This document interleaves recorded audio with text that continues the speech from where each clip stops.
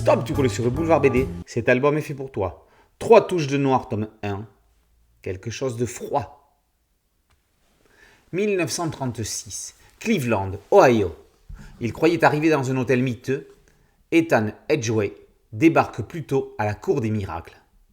Une gueule cassée à l'accueil, un pasteur, une beauté unijambiste, un père et son fils. C'est original comme comité d'accueil au Maymead King. Si Ethan débarque là, c'est parce que la police l'y a mis au vert pour une semaine. Il a balancé le parrain de la pègre, Frank Milano, qui a commencé à se venger sur sa femme en la démembrant. Aujourd'hui, la police espère bien qu'en pistant Edgway, ils feront sortir le mafieux de sa tanière de Veracruz. Pendant ce temps, un tueur en série sème la terreur dans le quartier pauvre de Kingsbury Run.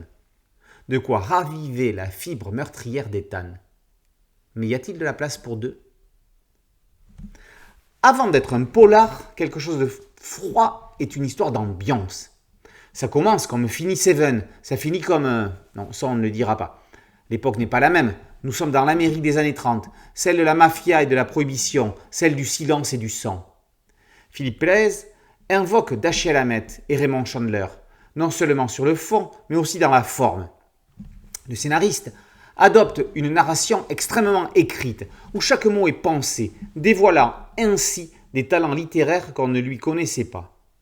Philippe Pélez rend hommage au cinéma du même genre, du Faucon maltais au Grand Sommeil, de Laura au Passager de la nuit.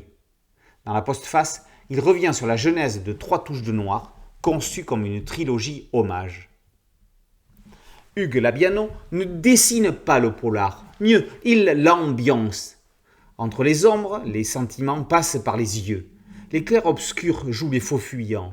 Les visages sont marqués, les regards sont empreints de la douleur du poids des passés de chacun des personnages.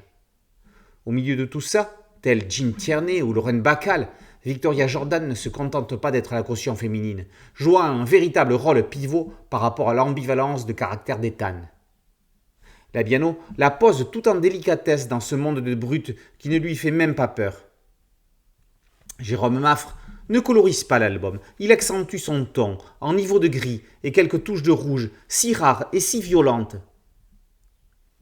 Avec 3 touches de noir, Philippe Pélez et Hugues Labiano signent le plus bel hommage qui puisse être fait au polar noir américain. 3 touches de noir, tome 1, quelque chose de froid par Pélez et Labiano, est paru aux éditions Glénat, et l'album existe aussi en version noir et blanc.